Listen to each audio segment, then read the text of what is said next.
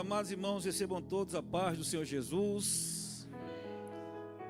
Feliz em revê-los, feliz em estar aqui com vocês, feliz porque Jesus está aqui, feliz porque Jesus me salvou, feliz porque tivemos um dia de trabalho abençoado, corrido, agitado. Mas Jesus, Ele é maravilhoso.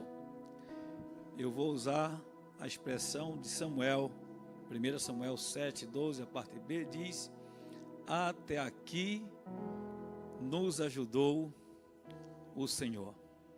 Nós não temos motivo nenhum para estarmos desanimados, para estarmos tristes. Ainda hoje pela manhã, eu falava com alguém, e a gente fazia referência às pressões dessa vida e às adversidades que nós estamos enfrentando,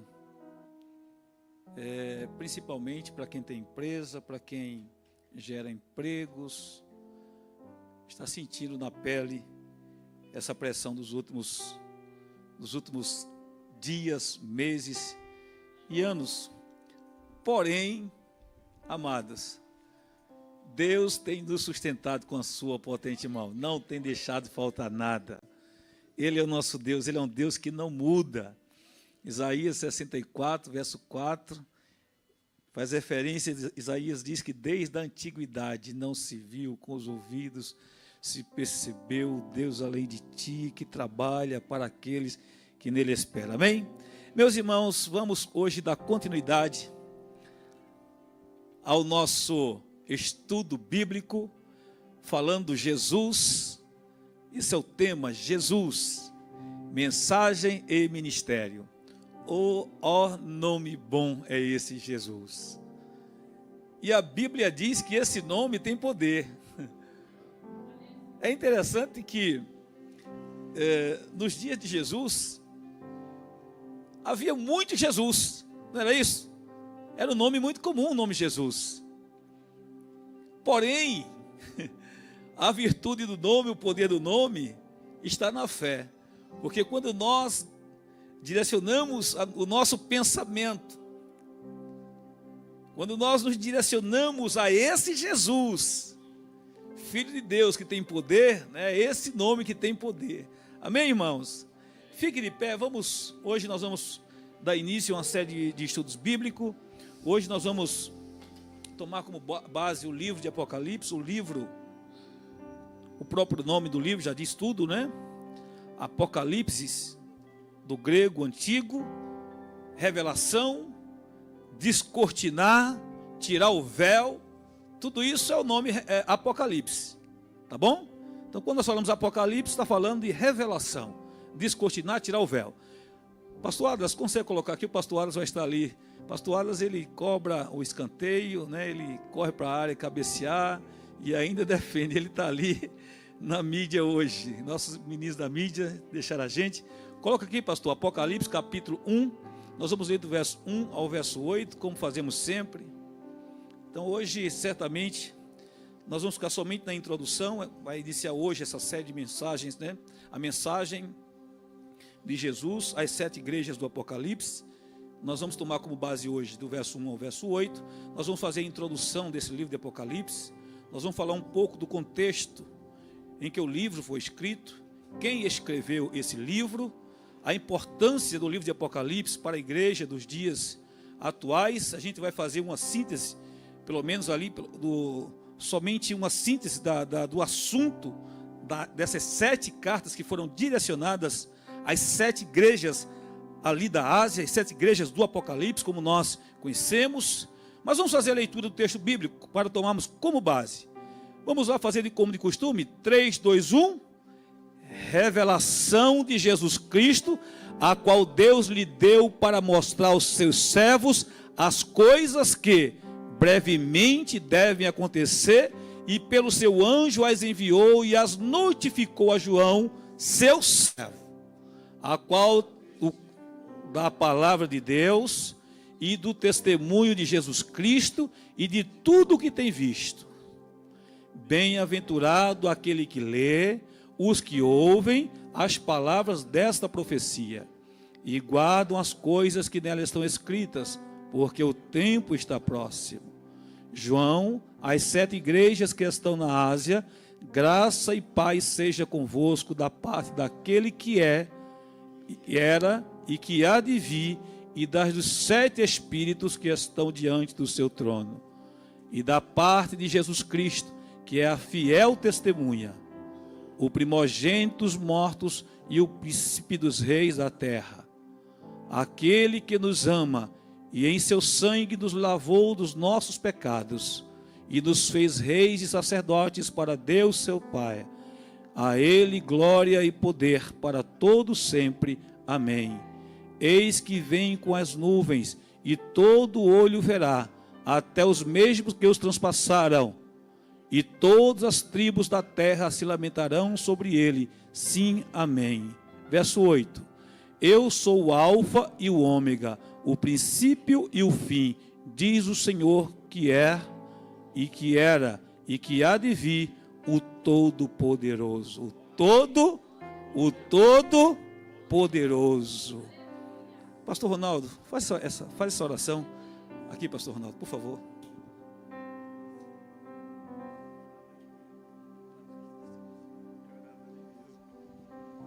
Paz do Senhor Jesus aos irmãos, oramos a Deus. Senhor nosso Deus, maravilhoso e divino Pai, mais um dia estamos aqui na Tua presença para aprender com o Teu Espírito Santo. Pai, abre a porta da palavra, manifesta o dom da palavra, da ciência e da sabedoria sobre a vida do Teu servo, alimentando a nossa alma. Revela o que necessitamos ouvir, ó Pai, enchendo a nossa alma, alimentando no Senhor, aleluia, fortalecendo, Senhor Jesus, a nossa esperança, para guardar a Tua tão grande, bem-aventurada vinda, Senhor. Fica conosco para a glória do Teu nome, em nome de Jesus. Obrigado, Pastor Ronaldo, por tomar assento, meus irmãos. Este livro de Apocalipse, o último livro do Novo Testamento, para os estudantes de teologia que aprenderam agora, eles fizeram a matéria, a teologia do Novo Testamento. Então, esse assunto ainda está bem fresco, porque foi falado, faz poucos dias que foi falado acerca da teologia do Novo Testamento, foi sintetizado o livro do Apocalipse. Amados, mas vamos lá. Então vejam só, entre 60 e 65 anos, ou seja, já havia passado entre 60 e 65 anos, que o Senhor Jesus havia ressuscitado e subido aos céus. A igreja já havia se espalhado por diversas regiões do Império Romano. A igreja, mesmo com muita perseguição, ela se espalhou no Império Romano. Ela se espalhou por todas as partes. Mas a igreja também, ela sofreu e continuava sofrendo. Fazia entre 60, mais de meio século, que a igreja vinha sendo perseguida. Pressão de dentro, pressão de fora contra os cristãos, pressão de dentro daqueles que se infiltraram no meio daqueles que pareciam ser, mas não eram, de sorte que a igreja, ela sofria pressão de todos os lados. As comunidades cristãs, elas enfrentavam desafios de todos os lados, elas enfrentavam esse desafio. O livro do Apocalipse, livro da revelação, o livro já inicia falando dessa revelação. Revelação do Senhor Jesus, a qual Deus lhe deu para mostrar aos seus servos as coisas que brevemente iriam acontecer. Nós entendemos que das revelações da mensagem dirigida às 7 igrejas do Apocalipse, parte dessas revelações, elas se cumpriram logo, parte se cumpriram alguns séculos depois, e algumas dessas revelações ainda se cumprirão. Então a mensagem dirigida às 7 igrejas do Apocalipse, nós podemos dizer e afirmar que ainda é uma mensagem totalmente atual, porque aquelas igrejas do Apocalipse, elas representam, elas tipificam a igreja de todos os tempos e, sobretudo, a igreja contemporânea dos nossos dias. É nesse contexto que João, exilado na ilha de Patmos, ele recebe do Senhor Jesus a sua maior revelação. E é importante, diga-se de passagem, que João já havia escrito o evangelho que leva o seu nome, mas não fazia muito tempo, porque se você pegar dentro da cronologia bíblica, o evangelho de João, ele foi escrito entre os anos 80 e 95. É óbvio que a cronologia bíblica, ela nos dá uma data aproximada. Cronologia bíblica, datas de cronologia bíblica, elas nunca são exatas.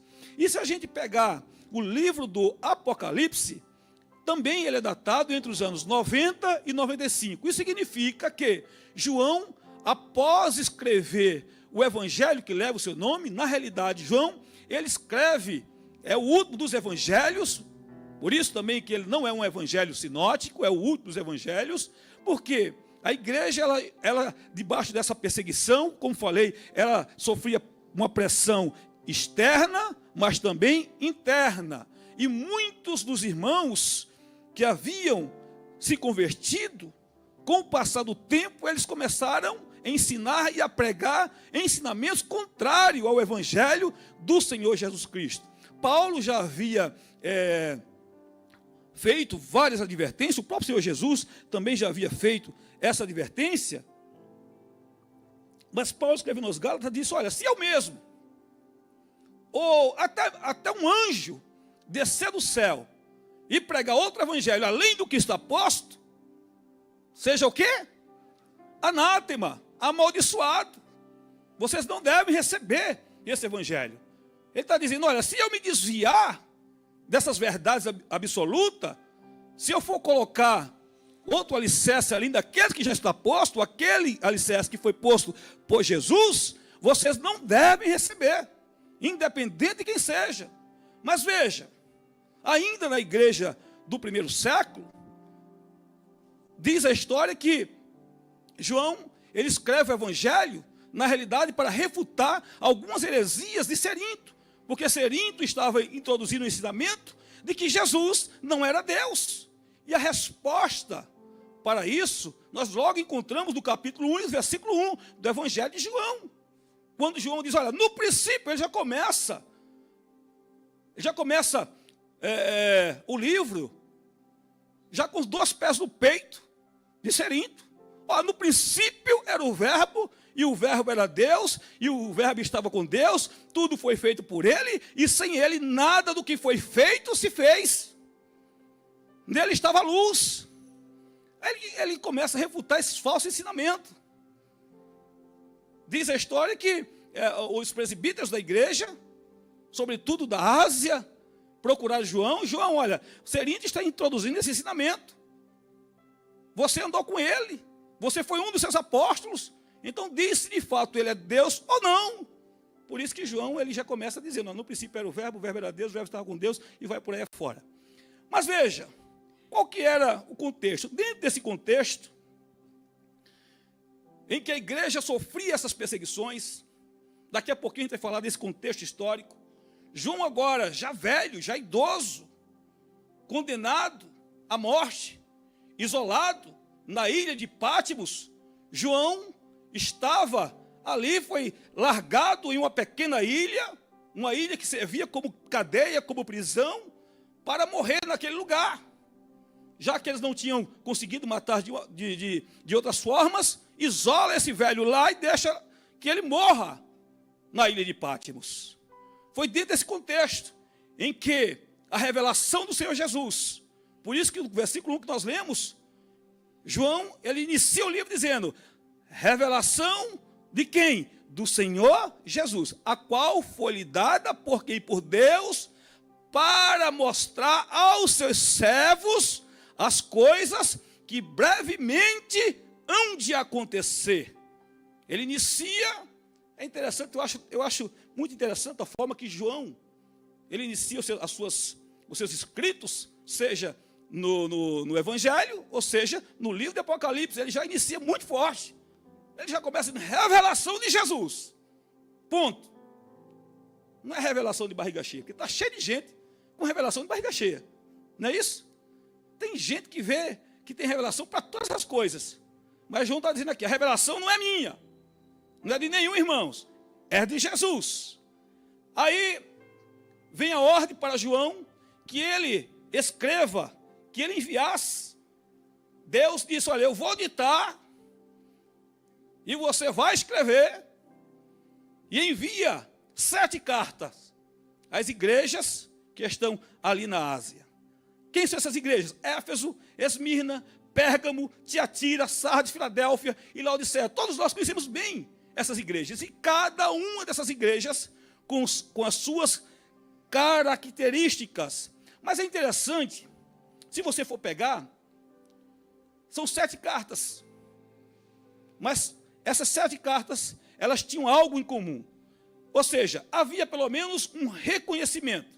O Senhor Jesus, ele disse, eu conheço as obras, as lutas, as virtudes de cada uma dessas igrejas. Havia um reconhecimento de que ele conhecia na intimidade.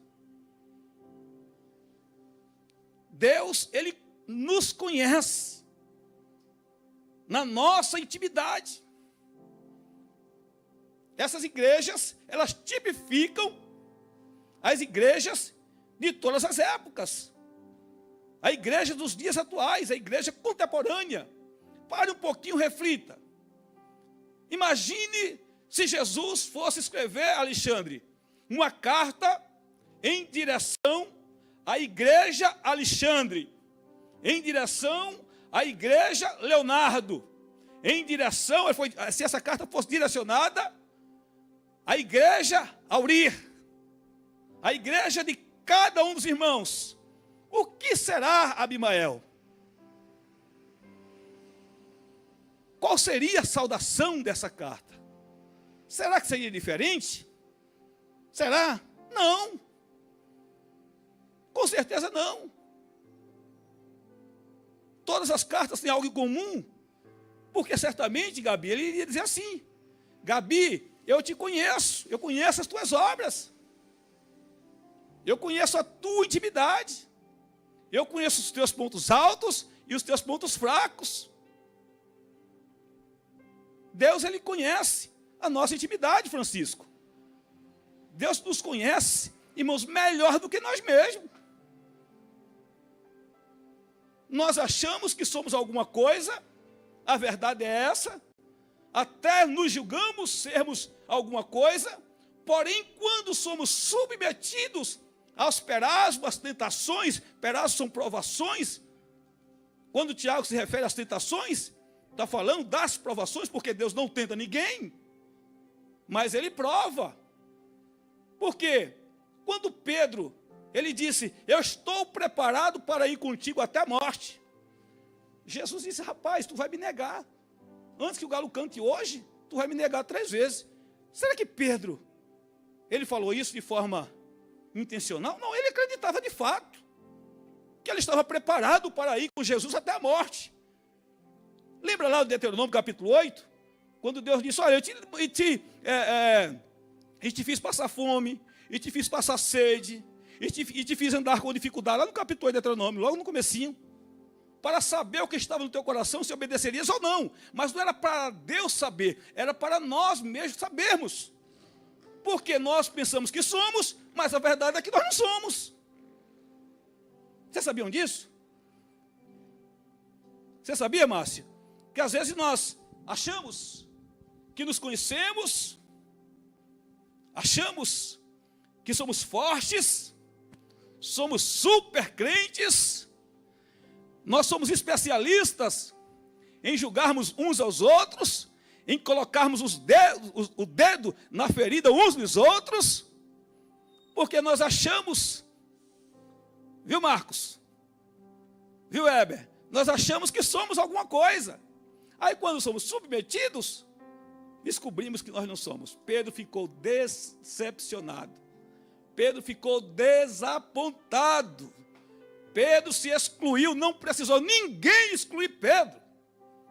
Ele mesmo se excluiu. Ele não se julgava mais como um dos apóstolos. Jesus, quando ele ressuscita e diz a Maria, vai lá, diz aos meus discípulos que vão até a Galileia, diz aos meus discípulos e a Pedro. Porque Pedro havia se excluído. Essa é a verdade. Por isso que é importante que a gente saiba, Deus, o Senhor Jesus, Ele nos conhece. Então essas 3 cartas, elas tinham pelo menos 3 coisas em comum. Primeiro, o reconhecimento. O Senhor está dizendo, eu te conheço, eu sei as tuas obras. Segundo, havia o quê? Uma exortação. Todas, mesmo aquelas que aparentemente não tinham pecado, mas também foram exortadas a perseverar. Ele aponta falhas, pecados e desvio que precisavam ser corrigidos. Havia uma exortação. O importante para nós é sabermos que Deus, Ele não nos rejeita pelas nossas falhas. Ele não rejeitou aquela igreja. Nenhuma daquela igreja, mesmo Laodiceia, que ele disse, olha, eis que estou à porta e bato. Ele está dizendo, vocês estão sozinhos aí, eu estou pelo lado de fora. Mas mesmo assim ele não excluiu a igreja de Laodiceia. Mesmo assim ele não rejeitou a igreja de Laodiceia. Ele disse, ainda tem oportunidade para você, Laodiceia. Ele está dizendo, olha, eu estou batendo. E essa batida é uma batida contínua. Não é uma batida só assim. É assim, ó. É assim, ó. É uma batida contínua. Porque a palavra de Deus, através do Espírito Santo de Deus, ela bate continuamente em nossa mente, em nosso coração, diuturnamente. Ninguém peca, ninguém sai da direção, do caminho, da orientação, sem ser advertido, sem ser exortado a perseverar.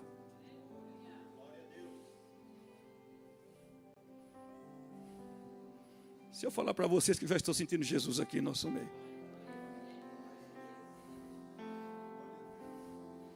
Estou sentindo o calor do Espírito Santo de Deus. Oh, glória a Deus. Nós estamos no lugar certo. Nós estamos no melhor lugar. Quando vem a exortação de Deus, emocione. Quando vem a exortação de Deus, é Ele dizendo assim, é Ele dizendo, olha, eu te amo. É Ele dizendo, eu não abro mão de você. É Ele dizendo, o diabo não vai roubar, não vai te roubar das minhas mãos. Ele está dizendo, olha, ainda há oportunidade para você.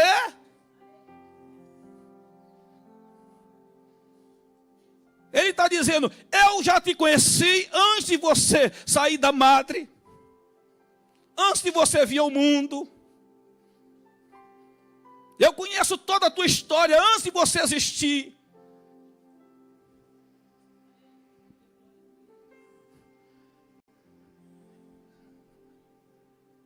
Ele está dizendo, eu conheci todos os teus pecados, todas as tuas falhas. Mas mesmo assim eu te escolhi. Lembra lá o que é que diz Isaías 41:9? Vocês lembram o que é que diz? Olha, tu a quem tomei desde os confins da terra. Eu te chamei dentre os mais excelentes.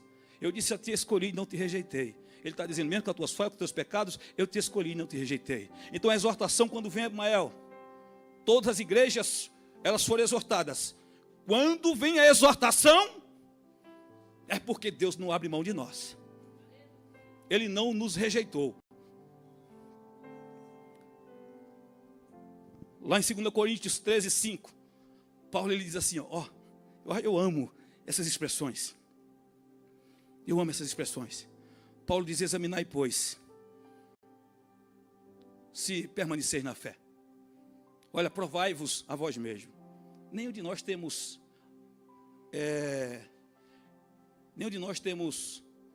como é que chama, pastor Marcelo? Aquele documento que a gente representa um outro, que eu sempre assino lá no escritório, procuração. Nenhum de nós temos procuração para julgar o outro. Está cheio de gente achando que tem procuração para julgar o outro, para examinar o outro. Tu tem que examinar você mesmo, abençoado.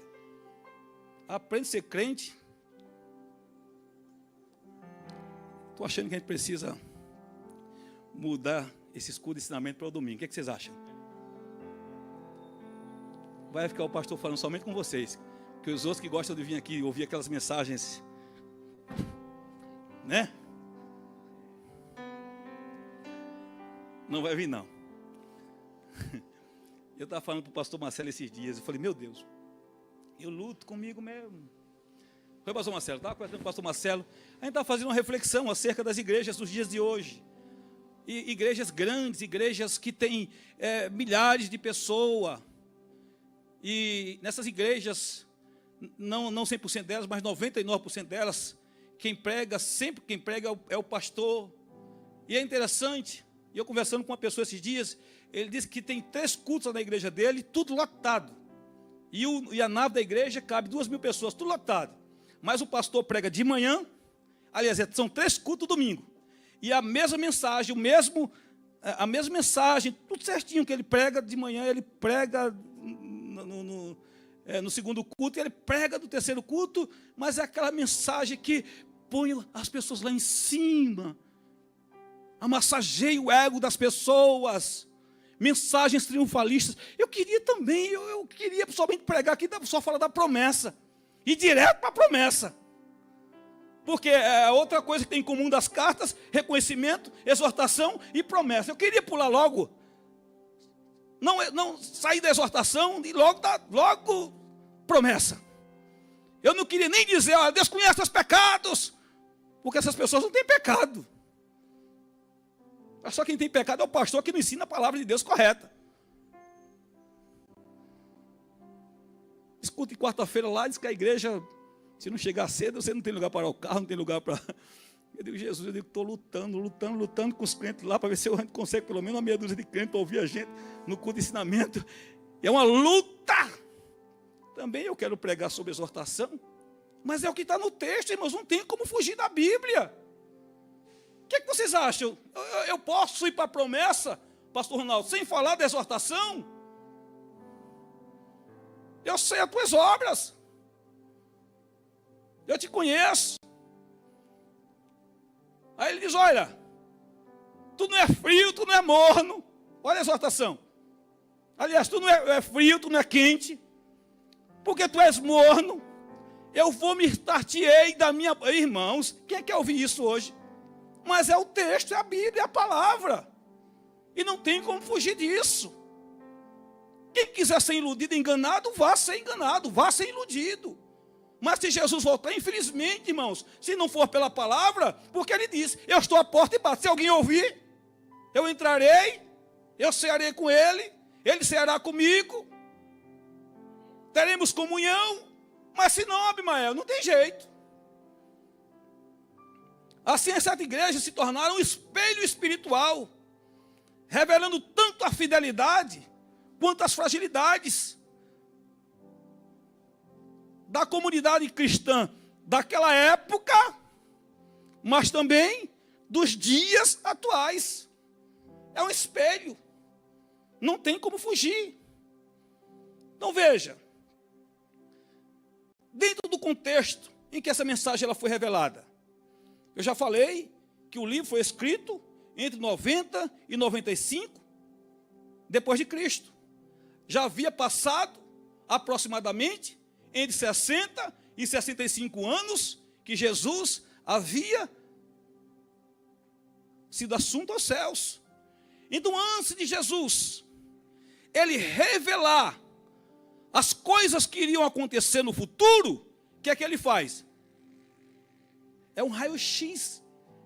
Ele não foi falar pode ver, as revelações vão ser faladas depois. Porque Deus estava tratando o Senhor Jesus, a mensagem dele foi primeiro para tratar com a sua igreja, com o seu povo. E logo vieram as revelações. Então as cartas direcionadas àquelas igrejas eram um raio-x da situação daquele momento, das igrejas de todas as épocas. Então havia, dentro desse contexto do Apocalipse, havia uma intensa perseguição, instabilidade política dentro do Império Romano. Agora o imperador era Domiciano, era o imperador que perseguia. E é interessante que Domiciano, eu estudando sobre esse indivíduo, foi esse indivíduo que iniciou ali com, aliás, a lei era Dominius et Deus. Domiciano é Deus. Culto ao imperador foi instituído. E o crente que dizia que só Jesus é o Senhor, sabe o que é que acontecia com ele? Vocês já sabem, né? Porque a perseguição, ela foi ferrenha. Ela era ferrenha. Então veja, antes de Domiciano, a igreja passou por uma grande perseguição, ainda nos dias de Nero. Entre os anos 60, 65 até 68, que foi os anos em que Nero, até 68, foi o período em que Nero governou o Império Romano. Então, os cristãos, eles foram acusados de terem incendiado Roma. Foi dentro desse cenário, 70 depois de Cristo, que os cristãos foram fortemente perseguidos. O templo de Jerusalém foi derrubado, foi destruído. Os judeus tiveram que ser espalhados pelo mundo. Uma perseguição ferrenha, uma perseguição terrível. Foi desse período que tanto o apóstolo Pedro foi crucificado de cabeça para baixo, como Paulo foi decapitado, nos dias ali do imperador Nero. E o cenário do tempo de João, passado algumas décadas, a perseguição não havia cessado. Mudou o governo, mas a perseguição era a mesma. Os cristãos que reconheciam apenas Jesus Cristo como Senhor, eles eram vistos como inimigos de Roma, inimigos do Estado. E isso gerou o quê? Prisões, perseguições. O próprio João, nós já falamos, ele é um dos que foram perseguidos, isolado, no mar Egeu, na ilha de Patmos, dentro desse cenário em que João, ele tem essa revelação. Agora, veja o impacto, porque a igreja da Ásia, ela está dentro desse contexto, dentro dessas pressões, pressões externas e pressões internas. Porque vocês não fiquem pensando, irmãos, primeiro, que a gente fala muito dos mártires do Coliseu Romano, é verdade, foram muitos nossos irmãos que não negaram a fé em Jesus, mas não vamos nos iludir, porque muitos renunciaram a Jesus. Muitos renunciaram a Jesus, para não serem decapitados, para não servirem como tochas para iluminar os jardins romanos, as ruas de Roma. Muitos não aguentavam a pressão, negavam a fé, se dobravam diante do culto ao imperador, diziam que o imperador era Deus, que Domiciano era Deus. Coisa interessante, né?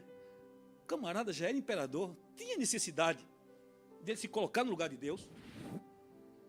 Mas diz que todo escravo quer ser livre, todo homem livre quer ser senhor, todo senhor quer ser rei, todo rei quer ser imperador, e todo imperador disse que ele quer ser Deus, né? É uma verdade, né? Porque o camarada já era imperador e agora veja, o propósito das revelações. Na realidade, irmãos, As 7 igrejas da Ásia Menor, que é a região da Turquia agora, elas viviam nesse ambiente hostil. Várias enfrentavam perseguição direta, como foi o caso de Esmirna. Outras lidavam com heresias, infiltrações e falsas doutrinas. Pérgamo e Tiatira, a gente vai estudar isso mais na frente, nas próximas semanas. Enquanto algumas lutavam contra a apatia espiritual e o mundanismo, como Laodiceia e Sardes. Era pressão de todos os lados, de todos os tipos. Laodiceia e Sardes, vejam que não havia uma perseguição externa, não tinha crente sendo decapitado, sendo perseguido, sendo morto. Mas, pelo outro lado, havia o quê? Uma apatia, uma frieza, uma mornidão espiritual, em que essas igrejas estavam morrendo espiritualmente, esfriando espiritualmente. E se a gente parasse um pouquinho para refletir hoje? Hoje nós temos, se a gente pegar na janela 10 por 40, eu já estive viajando para essa região, e essa região é uma região em que você não pode professar. Os países mais liberais, como os Emirados Árabes Unidos, pelo menos Dubai, você pode professar a fé, mas não pode fazer proselitismo, não pode falar dessa fé para ninguém. Você pode guardar para você. Se tiver qualquer pessoa na sua casa, você não pode expressar a tua fé para um nativo.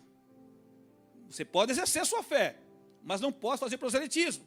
Você não pode carregar uma Bíblia na rua, porque aí você vai ser preso, ou vai ser deportado. E países em que há uma perseguição extrema, porque 1 em cada 7 cristãos no mundo hoje são perseguidos, têm suas casas tomadas, comércios incendiados. 1 a cada 7 cristãos, está lá no relatório da Portas Abertas. Pode ver lá. Então há uma perseguição extrema, velada. Mas há igrejas também, Abimael, que a perseguição não é extrema. Se a gente parar um pouquinho hoje, no Brasil, nós não temos uma perseguição extrema. Não temos uma perseguição que ali se baseia, fugiu agora a palavra, mas são pelo menos 3 tipos de perseguição. Mas nós temos uma perseguição velada. Nós temos uma perseguição velada. As leis que tramitam de forma oculta vêm para deturpar as verdades do Evangelho de Jesus Cristo. E a igreja, se ela não acordar, se ela não abrir os seus olhos, ela pode ser contaminada e esfriando, e perdendo a essência. Aí é uma igreja que se reúne, estão reunidas nos templos, mas Jesus está fora. Mas a gente vai falar isso mais para frente. A feijoada da irmã Irani estava salgada. Estou tomando muita água. E o propósito das revelações? Nesse cenário de medo, sofrimento e incerteza, Jesus aparece a João e lhe entrega uma visão grandiosa, que é, já acabamos de falar, o Apocalipse. Não como uma mensagem de desespero, mas de esperança, consolo e vitória. O Cristo ressurreto se revela como Senhor da história, aquele que anda no meio da sua igreja, que conhece as suas obras, e garante que, apesar da perseguição, o reino de Deus triunfará sobre todos os impérios humanos. E é verdade. E tudo isso é verdade e é bíblico. Apesar das perseguições, e eu digo isso com toda alegria, aliás, e ênfase e força no meu pulmão, que perseguição nenhuma mata crente. Luta não mata crente. Desemprego não mata crente. Enfermidade não mata crente. Provações de toda a sorte, falta de dinheiro, Letícia, não mata crente. Você sabe o que é que mata crente? Apatia espiritual, frieza, desânimo, pecado, falta de compromisso, falta de responsabilidade, falta de vergonha. Essas coisas, sim, mata crente.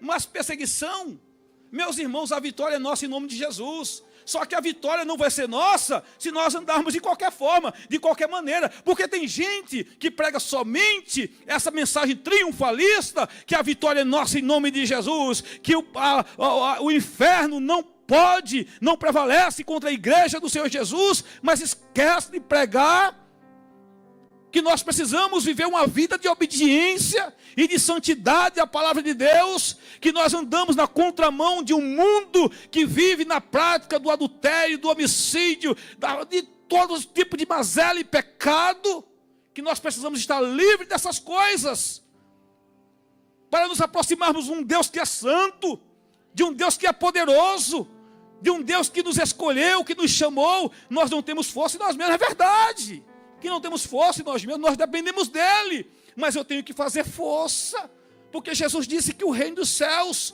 ele é tomado à força, é você lutando todos os dias, contra essa natureza caída, contra um sistema mundano, contra as pressões externas e pressões internas. Não fique pensando que nós não sofremos a liderança da igreja, ela sim sofre pressões internas dentro da igreja, muitas vezes de falsos irmãos que se introduzem no nosso meio. Vocês sabiam disso? E se o líder não tiver os olhos abertos, ele cede a algumas pressões, ou cede a alguns modismos, muda a liturgia, entra pelo caminho que muitos estão entrando por aí fora, pastor Edson, procurando talento, de homens com talento, mas sem compromisso com a verdade, com a palavra de Deus. Glória a Jesus. Glória a Jesus. Eu já disse isso algumas vezes. Aqui nessa igreja, um grupo famoso aí da mídia, acho que fizeram contato com, não sei se foi o David, é isso, David? Com você, né? Se colocando à disposição, porque eles têm milhões de seguidores, né? Não é isso? Famoso, se colocando à disposição para vir promover a igreja do MSBN no Rush Ramos. A gente não vai cobrar. É mais ou menos assim, a gente vai lá, gravamos o nosso conteúdo, a nossa performance, vocês recebem aí um monte de like, um monte de visualização, as pessoas passam a seguir vocês através das redes sociais, das mídias, e a igreja ela lota. Irmãos, nós estamos lutando para construir uma igreja de discípulos e não uma igreja de multidões. Muita gente não entendeu isso ainda. Muita gente ainda não entendeu isso. Muita gente se aproxima de nós com um monte de conselho, pastores. Eu nem levo para vocês. Muitas vezes nem compactuo com vocês as propostas que chegam para a gente. Olha, pastor, se o senhor mudar a metodologia, se o senhor fizer assim, o senhor vai ver. Esses dias disse, olha, rapidinho, quer encher, e foi uma pessoa bem conhecida, que eu tenho maior estima. Disse, pastor, se o senhor fizer assim, vai encher a igreja. Eu fiquei pensando. Outros chegam para a gente e dizem, rapaz, tu está fazendo o que ali naquela igreja? Esses dias foi um, tu está fazendo o quê? Gastando teu dinheiro, investindo teu tempo. Tu está fazendo o quê?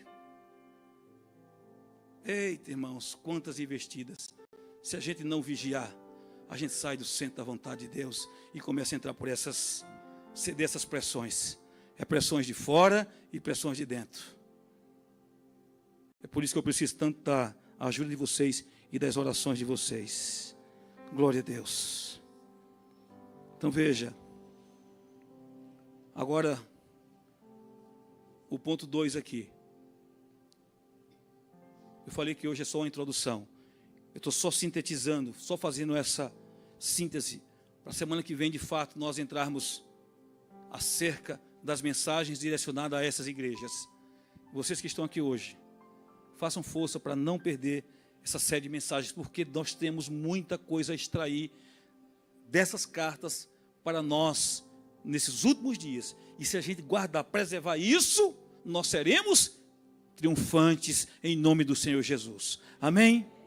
Então, ao contemplarmos as igrejas do Apocalipse, nós percebemos que elas não representam apenas um retrato do passado, mas também um espelho do presente, daquilo que está acontecendo nos dias de hoje.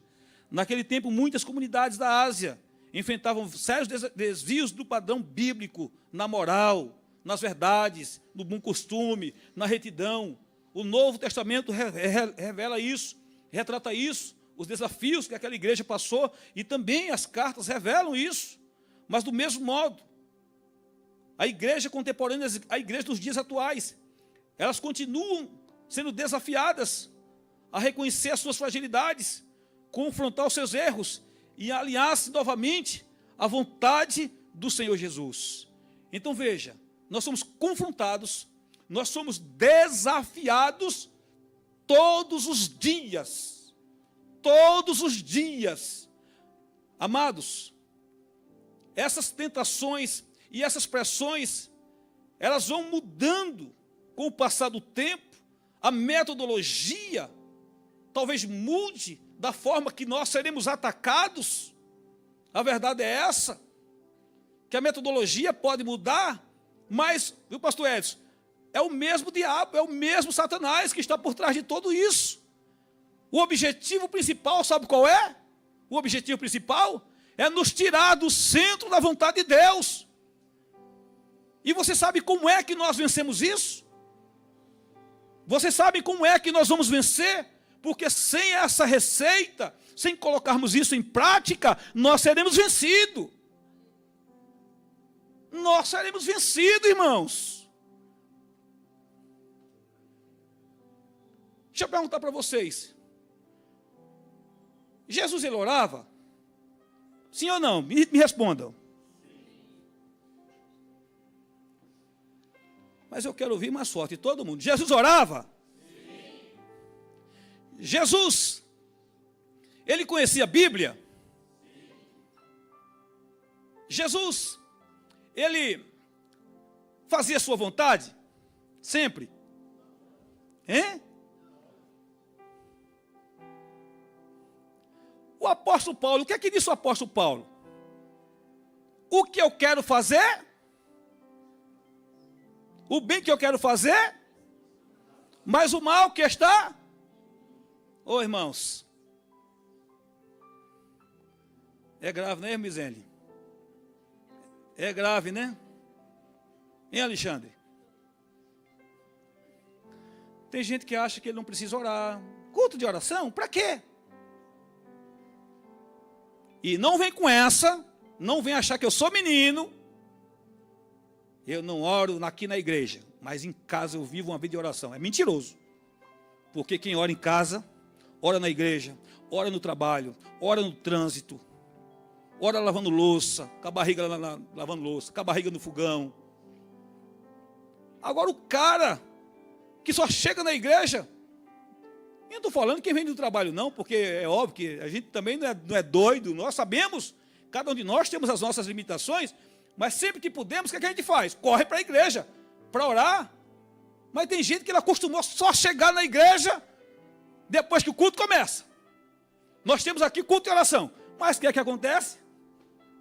É óbvio, né? Que sempre tem as exceções. As pessoas que trabalham até tarde, pessoas que vão buscar o filho no médico, na escola, pessoas não sei o quê. Irmãos, eu não estou falando dessas pessoas não, eu sei que... Mas eu estou falando para vocês de mim mesmo. Se eu não me policiar, estou falando de mim. Ou não é assim? Estou mentindo, irmãos? Vamos ser sinceros. Porque os desafios é isso. É a gente olhar para dentro de nós e sermos sinceros. Pessoas que trabalham, é óbvio que o salmista diz assim, ó, mas vale um dia na tua casa do que mil em qualquer outro lugar. É melhor você chegar aqui e pegar 15 minutos de culto, mas desde que você só consiga chegar aqui e pegar 15 minutos. Não estou falando desses não, estou falando tem aqueles que acostumou. E se eu não me policiar, eu vou fazer a mesma coisa. Porque eu não gosto de orar.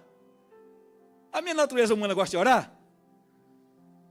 Tem gente, tem crente que diz assim, eu amo orar. Eu falei, meu Deus, eu oro porque é o jeito, porque é coisa difícil é orar, viu? E sinceramente, eu estou com uma dificuldade para dormir. E assim, aí eu vou lá e eu tomo um remédio. Eu fico lutando para não tomar aquele... É um remedinho que eu trouxe lá dos Estados Unidos. Mas ontem mesmo eu tomei esse remédio. porque a noite anterior eu quase não dormi muito pouco. Aí quando foi ontem eu falei, hoje eu vou tomar, hoje eu vou dormir. E tem dia que eu tomo uma boa abençoada, eu fico todo abestalhado, fico todo grogue, mas não consigo dormir aquele sono. Eu fico tendo pesadelo. Eu não sei o que eu falei meu Deus. Mas ontem é o seguinte, eu apaguei. Mas de madrugada eu vi uma chuva forte. Vocês viram essa chuva forte de madrugada? Mas eu via bem longe, e meu sono é muito... Eu sabia que estava chovendo, eu queria levantar, mas quem disse que eu conseguia? Por causa do efeito do remédio. E orar de madrugada? Irmão, tem um bocado de dia que eu não oro. Tem uns dias que eu ainda acordo, mas tem um bocado de dia que eu estou lutando ali para dormir. A verdade é essa, irmãos, você não gosta. São poucos que têm essa disciplina de passar uma noite inteira em oração.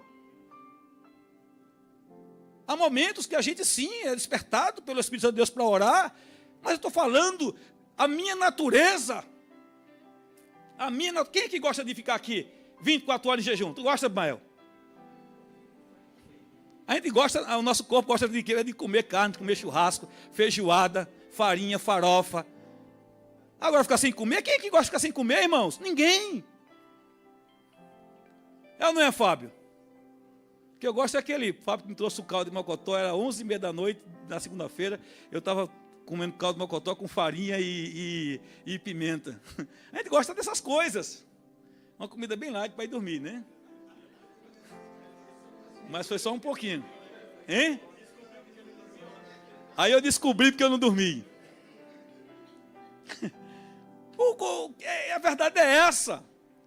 Eu estou falando para vocês, a gente está rindo, dando risada, mas é a verdade. É uma luta diária, constante. Se a gente não orar, se a gente não jejuar, se a gente não ler Bíblia, se a gente não se preparar, não se blindar. Por quê? Porque o maior exemplo são os homens de Deus, o próprio Jesus, que não tinha pecado, mas para mostrar para nós que sem oração nós não vamos a lugar nenhum. Acordou, abriu os olhos, já entra em oração. É assim que eu faço.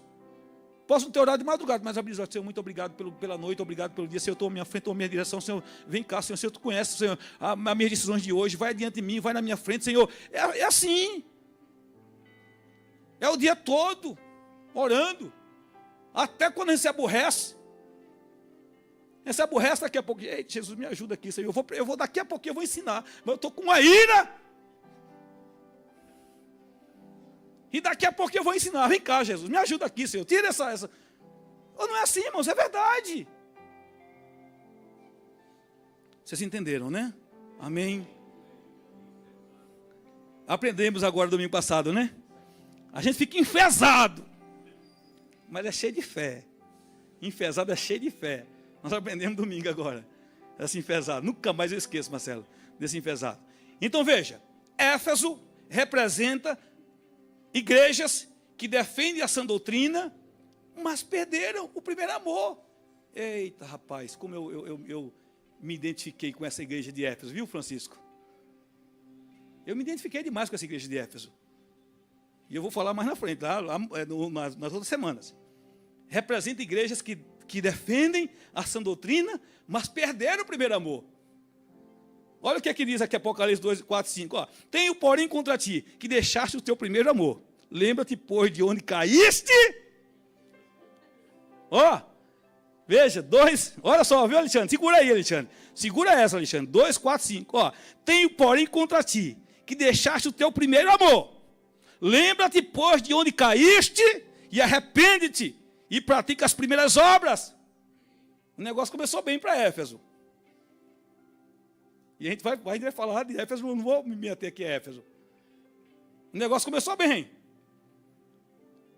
Mas veja, aí eu coloquei aqui, ó. Era uma igreja que era conhecida pelo amor, Éfeso. Olha o que Paulo escreve a Éfeso 1:15. Coloca aqui, por favor, pastor. Coloca aqui, 1:15. Éfeso, coloca aqui, 1:15. Veja, era uma igreja conhecida, Bael, pela prática do amor. Ó, pelo que ouvindo eu também a fé que entre vós há no Senhor Jesus, e o vosso amor para com todos, uma igreja que era conhecida, porque amava, carregava os fardos dos irmãos, ficava sabendo que tinha um irmão enfermo, ele rompia a madrugada, rompia a noite, às vezes chegava de madrugada para socorrer o irmão, para levar um remédio. Ficava sabendo que o irmão estava desempregado, passando dificuldade. Corria, enchia o carro de mantimento e levava, corria, ia lá, socorreu o irmão, atravessava a cidade, 2h30, 3 horas, até chegar do outro lado para socorrer o irmão. E às vezes o irmão não tinha onde ficar, colocava dentro do carro, trazia e colocava na tua casa. E depois, ou então depois corria lá, alugava um lugar lá, dizia: meu irmão, agora você vai ficar aqui, eu vou pagar aqui o primeiro mês, vou arrumar um emprego para você, vou te ajudar e você vai. Estou falando do primeiro amor. Estou falando que eu me simpatizei demais com essa igreja. Era assim que a igreja Auri fazia. Esse amor que ele tinha. E agora? E agora? Depois que colheu os louros e os frutos daquilo que foi semeado, porque eu sou hoje o que eu fui ontem, serei amanhã o que sou hoje. Não esqueça jamais disso. Você é hoje o que você foi ontem, você será amanhã o que você é hoje. Cuidado naquilo que você está semeando hoje, porque certamente você vai colher. Gálatas 6:7, Deus não se deixa escarnecer, tudo que o homem semear, isso ele vai colher. Ele vai ceifar. Tenho contra ti que deixaste o teu primeiro amor. Lembra-te, pois, de onde caísse. Arrepende-te e pratica as primeiras obras. Apocalipse 2:4-5. Isso mostra o contraste. Uma igreja que começou marcada pelo amor, mas que ao longo dos anos se tornou zelosa pela doutrina, porém fria na devoção. Zelosa pela doutrina, mas fria nessa devoção. É complicado, né, irmãos? Não é complicado? Meus irmãos, o negócio é mais sério do que o que nós imaginamos. Pérgamo simboliza comunidades que convivem com mundanismo e falsas doutrinas. Tenho contra ti algumas poucas coisas, porque tens lá nos que seguem a doutrina de Balaão. Não, eu pulei Esmirna. Esmirna, lembra os crentes que permanecem fiéis em meio às perseguições. Nada temas das coisas que hás de padecer. Eis que o diabo lançará alguns de vós na prisão. Ser fiel até a morte, dar-te-ei a coroa da vida. Apocalipse 2:10. Pérgamo simboliza comunidades que convivem com mundanismo e falsas doutrinas. Olha, 2:14-15. Tenho contra ti algumas coisas, algumas poucas coisas. Ou seja, tem coisa boa? Tenho, mas eu tenho aqui algumas coisas que são ruins. Eu tenho contra ti. Tem aí, aqueles que seguem a doutrina dos nicolaítas.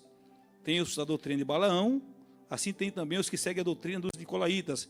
O que eu odeio, e a gente vai falar desses camaradas lá na frente. Tiatira aponta para igrejas que toleram ensinos corrompidos e moralidade distorcida. Tiatira, será que a gente tem esse tipo de igrejas em nosso meio? Será? Não vamos falar das igrejas coletivas não, irmãos. Vamos falar das igrejas individuais. Tá certo? Tenho, porém, contra ti que toleras o que Jezabel ensine e engane os meus servos para que eles se prostituam e comam do sacrifício da idolatria. 2:20. Sardes retrata aqueles que têm aparência de vida, mas espiritualmente estão mortos. Tens o nome de que vives, mas estás morto. Ser vigilante e confirma o restante dos que estavam para morrer.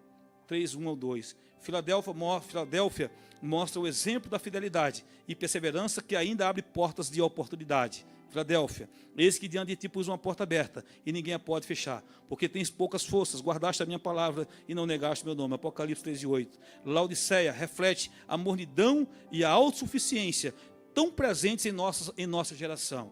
Mais uma vez, Laodiceia reflete a mornidão e aquela autossuficiência que representam tão bem a nossa geração. Olha o que ele disse, olha a mensagem dirigida para a igreja da Laodiceia. Conheça as tuas obras, que nem és frio nem és quente, porque dizes: rico sou, e eu estou enriquecido, e de nada tenho falta, e não sabes que és um desgraçado e miserável, e pobre, cego e nu. Apocalipse 3:15-17. Vejam que a pancada, né, mas era uma pancada com amor. Vinha ali uma palavra de exortação, mas logo depois também vinha o bálsamo e vinha a promessa. Tá certo, irmãos? Eu vou fechar, eu vou finalizar aqui, e a gente vai, nas próximas semanas, com base nessas cartas, tirarmos lições da mensagem de Jesus, que foi para a igreja, as 7 igrejas do Apocalipse, mas também uma mensagem para a igreja contemporânea dos dias atuais. Assim como no primeiro século, hoje o Senhor Jesus continua sondando, avaliando e chamando a sua igreja, chamando a igreja ao arrependimento, à santidade e à perseverança. O estudo das 7 igrejas, portanto, não é apenas uma análise histórica ou teológica, mas um convite pessoal e coletivo. Apocalipse 2:7. Ouvir o que o Espírito Santo diz à igreja. Alinhar-se ao chamado do Senhor, até que Ele volte. Esse é o grande desafio da igreja contemporânea. Se alinhar ao chamado, se alinhar à vontade de Deus. É muito bom a gente ter o nosso ego massageado, mas entre ter o ego massageado e ser lançado no inferno, e ter a verdade da palavra, que nos confronta, mas nos garante a eternidade com Cristo. Amém, irmãos? Que mensagem eu quero receber? Qual remédio que eu quero tomar nos dias de hoje? Que tipo de alimento, com que tipo de alimento eu quero me alimentar? Com que tipo de alimento a mocidade quer se alimentar? Nós, líderes, que alimento nós queremos para nós e para aqueles que nós lideramos? Pare um pouquinho, reflita. Há uma responsabilidade, há um privilégio de Deus muito grande sobre nós. Há uma dádiva de Deus sobre nós. Há promessas de Deus sobre nós. Promessas de vida eterna. E eu amo as expressões, os adjetivos que são dados à igreja. Olha, povo escolhido, menina dos olhos de Deus, nação santa, povo adquirido, povo especial, povo zeloso, povo de boas obras, nação santa. Somos nós. Mesmo falhos, mesmo com tantas fraquezas, o Senhor não nos abandona, irmãos. Ele está sempre nos exortando, mas nos exortando com amor. Pode até doer. Sabe aquele remédio que dói, mas que trata a ferida? É a palavra de Deus. Amém, meus irmãos? Peço que vocês orem por mim, me ajudem em oração. São dias difíceis, são muitas pressões, de todos os lados, nós sofremos pressões, e às vezes quando nós dobramos nosso joelho, mas é tanto pensamento e sentimento que voam, sabe, na nossa mente, que permeiam a nossa mente, e eu fico dizendo: Jesus, tem misericórdia de mim, Senhor. Senhor, me ajuda, Jesus. Senhor, me faz esquecer todas as coisas que não faça parte de um culto de adoração, porque eu quero estar aqui te adorando, te exaltando e glorificando o teu nome. Louvado seja Deus. Eu quero ver esses bancos, irmãos, lotados, cheios, repletos, mas eu quero ver esses bancos cheios de crentes salvos em Jesus Cristo. Pecadores, sim. Em processo de tratamento, sim. Mas eu não quero fazer consórcio com o pecado, com o mal e com nenhum tipo de artimanha para ver esses bancos cheios, porque eu vou dar conta de cada alma diante do Senhor. Amém? Louvado seja Deus. Se coloque de pé em nome de Jesus. Oh, glória a Deus. Essa é a introdução dessa série de ensinamentos que nós vamos estarmos estudando nas próximas semanas. Continuando falando de Jesus, mensagem e ministério. agora essa série de mensagens, que são a mensagem de Jesus às igrejas da Ásia, as igrejas do Apocalipse. São 7 igrejas do Apocalipse. Amém? Glória a Deus. Pastor,